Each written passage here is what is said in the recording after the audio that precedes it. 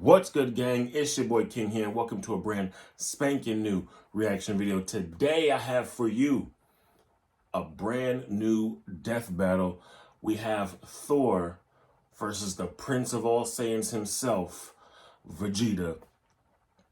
I don't know what made them decide to go with these two. Maybe because, like I said, Vegeta is the Prince of All Saiyans and Thor is supposed to be the Prince of Asgard. The mighty Thor himself, but we'll see what the breakdown is, their abilities in comparison to each other, and what the fight itself entails. So as we get started, make sure you hit that thumbs up, leave a comment or request down below, subscribe if you're new to the channel. And with that being said, let's dive on in. Wiz, hey, don't be mad, but I pushed some buttons in your lab and now I'm in cyberspace. Looking for that elusive dislike bar that's been missing for months, but look what I found instead. What? Beer. Okay, not real beer, it's a bunch of emojis. Listen up, this is crazy. Did you know that Death Battle Channel offers memberships for less than $3? I know, it's a steal. Members get exclusive badges, live streams, behind-the-scenes videos, members-only live chat, and over 20 unique emojis. All you gotta do is click the join button and you're in the club.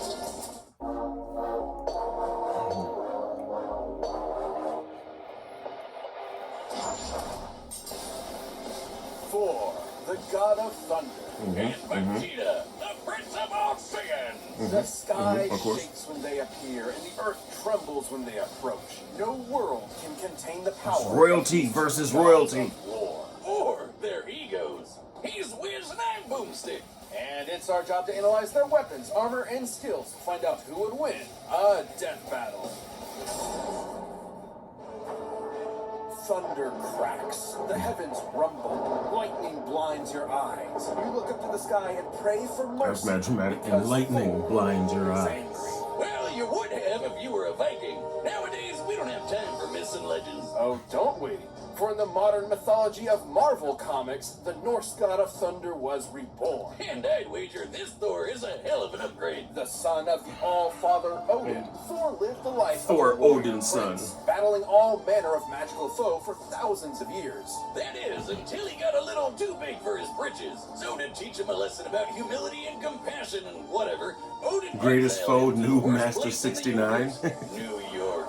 Ooh, you hate to see it. Thor's Asgardian body is immensely durable, immune to Asgardian disease, and mutant capable hybrid. of far faster than any mortal man. He's also the literal god of strength. We're talking lifted a planet-sized serpent strong, knocking out the Phoenix Force strong, arm wrestling with Hercules and almost throwing the Earth out of orbit I remember that. strong. Notably, he was once blasted with a graviton bomb, which subjected him to the gravity of a neutron star. That's over 200 billion times greater than Earth's gravity. And he's got the stamina to match. Nice. Able to fight for 40 days and 40 nights without stopping. And what better weapon for the Something god of storms tells to me wield just than a because of sentient that, cosmic he's storm? gonna win. Eons ago, the almighty god Tempest rampaged Just through because the of universe. those It two arrived in particular Asgard, and after a aspects pitched of battle, Thor. Odin managed to trap it within a block of the magical ore Uru that he would forge into his son's hammer, Mjolnir. Oh, what more can be said about this beautiful thing? Forged in the Mjolnir. heart of a dying star that went supernova and killed the dinosaurs. Mjolnir It took me is years to maybe my pronounce favorite that thing that ever. they It had can the name of that bolts of hammer lightning, correctly. manipulate the weather, Mjolnir. open portals to other dimensions, and absorb and redirect energy attacks. Or just suck it out of your body against your will, like with this radiation dude. The presence. Not gonna be present for much longer, bud. He's even used 2 Mjolnirs to absorb the power of the God Bomb, which would have killed every deity in existence across time and space. That's just the tip of the iceberg. Mjolnir can transmute the elements, turn Thor invisible and intangible, let him Really? travel through time, and even bring people back to life. And if Thor wants to fly, all he has to do is take it for a spin. Literally, he throws that motherfucker as hard as he can and holds on for dear life. And when he does, it flies fast enough to cross the entire galaxy in seconds. Only one problem. It's a little teeny.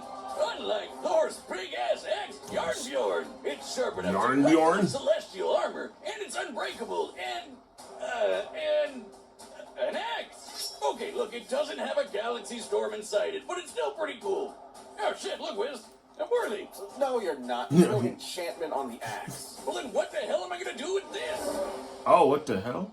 But should he face an enemy beyond the likes of even his world-shattering strength, Thor can harness his inherent godly power into one single ultimate attack, the God Blast. God is right. Even Galactus, the devourer of worlds, shit his pants and bounced at the sight of such an awesome attack. Really? Jesus, even the Avengers seem pretty small potatoes compared to this guy. Why'd he even bother with them? Because not every problem can be solved by hitting it really hard. Bullshit. Oh. That was the point of Odin's lesson, to force his headstrong son to confront a world more Man destroyed complex the and Connect nuanced than Four. his millennia of battle had prepared him for.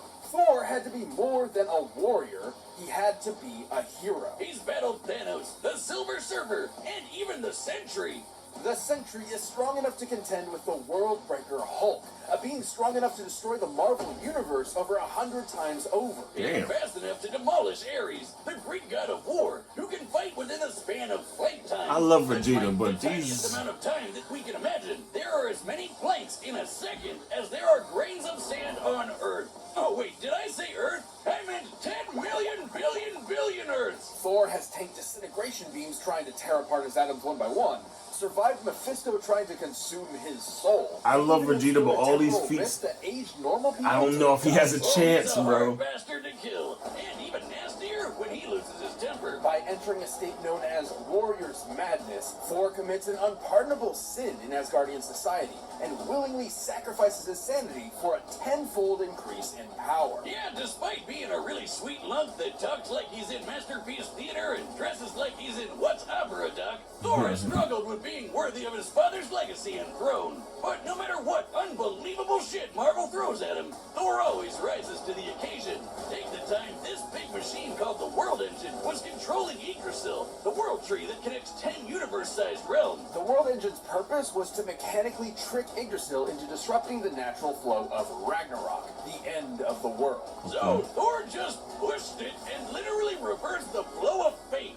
That's right, he outmuscled a giant multiversal tree and prevented Armageddon. Not That's a bad crazy. Saturday. And he'd go a step further and defeat the mysterious elder gods that manipulated the cycle of Ragnarok in the first place, ending it forever.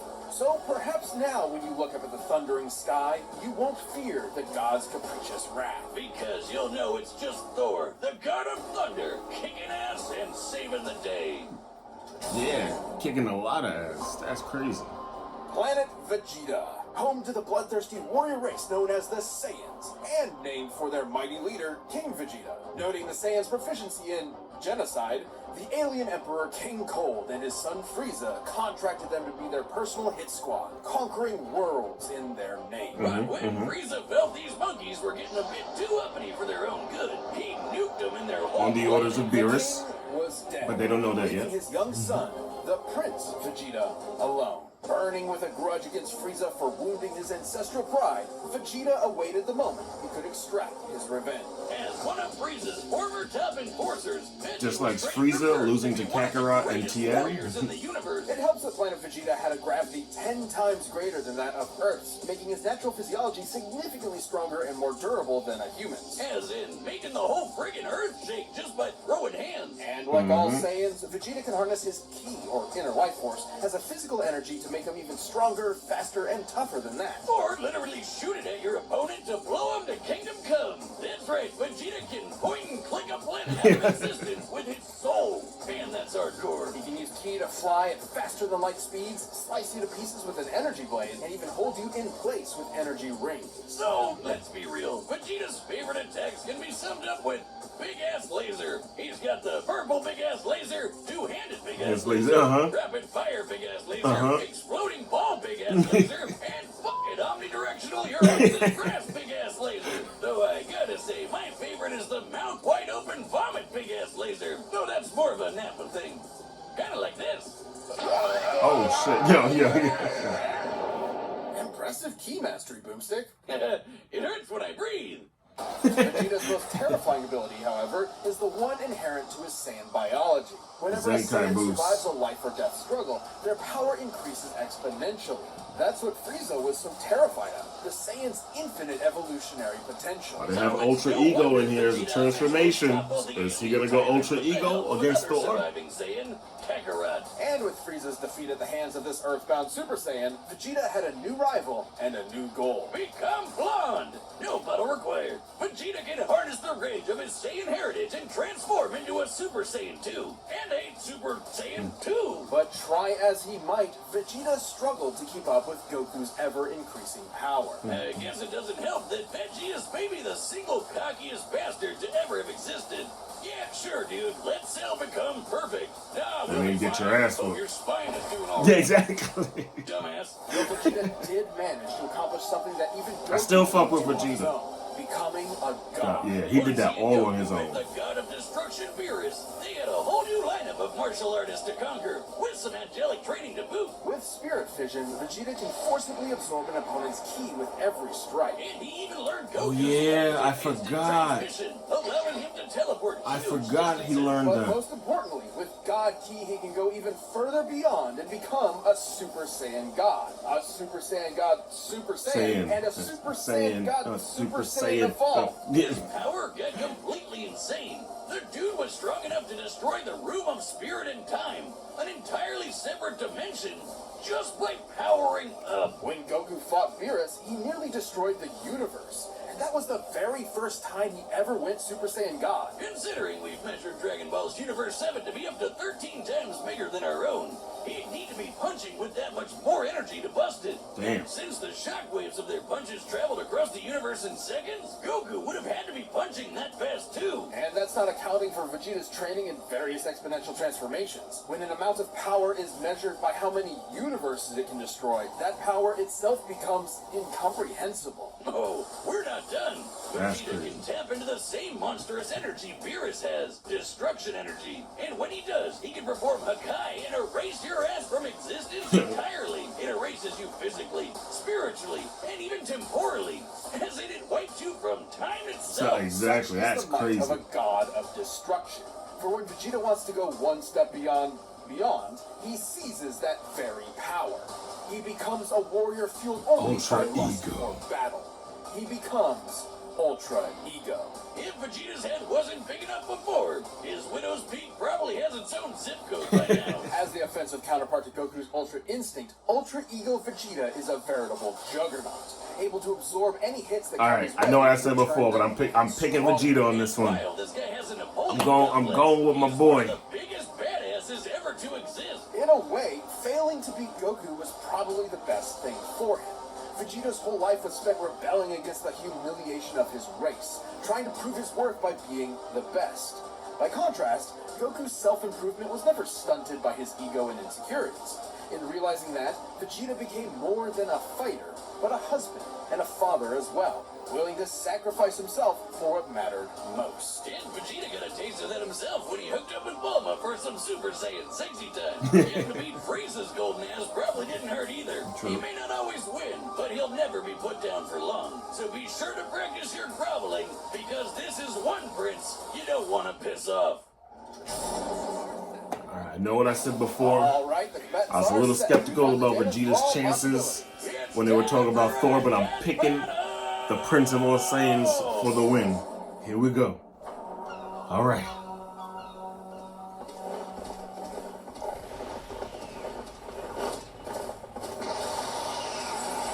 Damn, my man just pops on the scene like that.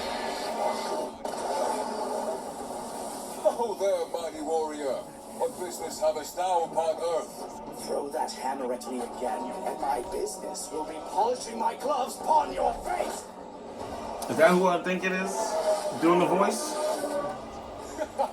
Is that the Prince of the motherfucking Saiyans?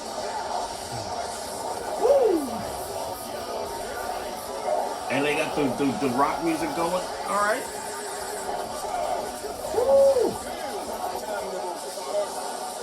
Ooh. Thou fightst well for a mortal. Alas, you face a god.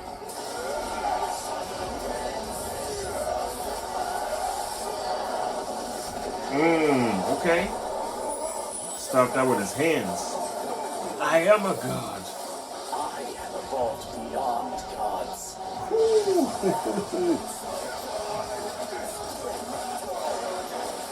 All right, Vegeta. Man, I knew it was coming. Big bang attack.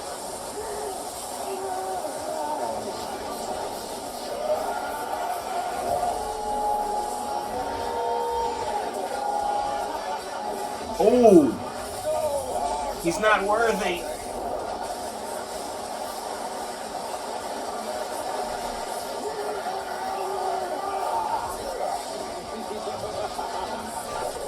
Come on, Vegeta.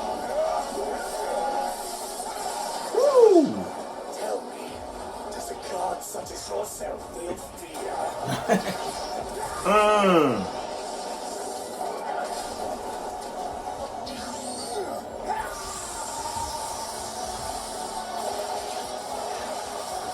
Yo, he is putting in work on Thor.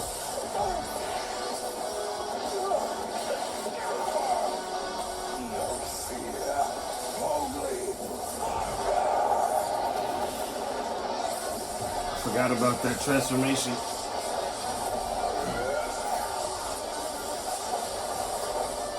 Vegeta can still use Hakai though. Is he gonna use it?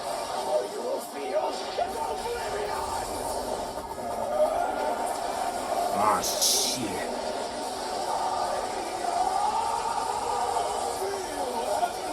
Final Hakai. Oh, instant transmission.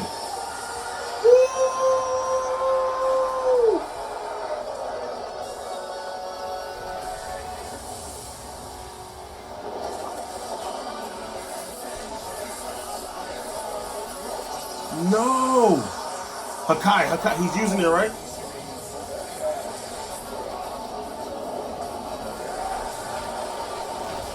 Please don't let him go out like this!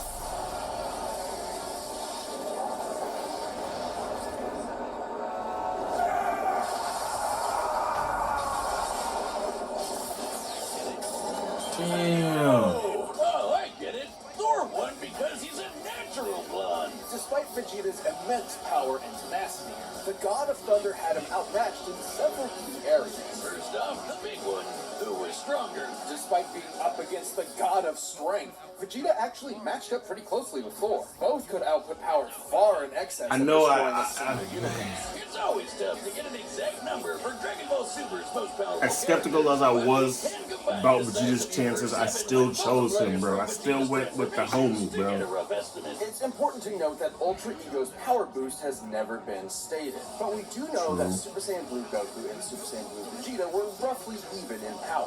When Goku applied a Kaioken times 20 boost to fight Jiren, Vegeta kept up after going Blue Evolved, implying that both increases in power are roughly the same increase. Similarly, Blue Vegeta matched base Top, and needed Blue Evolved to keep up with Top's God of Destruction form, which is extremely similar to Ultra Ego in theme and purpose. Given this is the best current example of a measurable form akin to Ultra Ego, we can assume that Ultra Ego's boost in power, at least initially, could be extremely similar in terms of a percentage increase, making Ultra Ego's original state about 20 times more powerful than Blue Evolved. With that in mind, Vegeta at his peak could destroy a universe roughly 260,000 times over. And Thor was pretty close to that. Taking a look at the Marvel Universe's size, which has a radius of at least 1 trillion light years, as well as scaling to the Worldbreaker Hulk, Thor ended up only about 10 times stronger. Not terribly different, and it's definitely possible Vegeta's power could increase during the fight to match it. But even if he was stronger, it wasn't the only thing that mattered. Ultra Ego's damage absorption could only do so much against an opponent like Thor. Vegeta may have trained as a warrior from birth, but Thor has been fighting for millennia against a much wider variety of foes, allowing him to adapt to Vegeta fairly easily. And the fact that Thor was way faster gave him a lot of leeway to use that extra combat experience. Applying Vegeta's transformation multipliers to the shockwaves from Goku and Beerus' punches, Vegeta should be able to fight at nearly 300 quintillion times the speed of light. But scaling to areas moving within light time, Thor would be over 70 quadrillion times faster. More than fast enough to avoid Vegeta's key attacks, and even more importantly, absorb all of them with Mjolnir. This alone could shut down all of Vegeta's ranged attacks. Sure, Veggie could absorb it back with Spirit Vision, but he'd have to hit Thor first. And with that much of a speed difference, that's easier said than done. And since Thor can just will the energy energy out of somebody, he could just take it right back, and then some.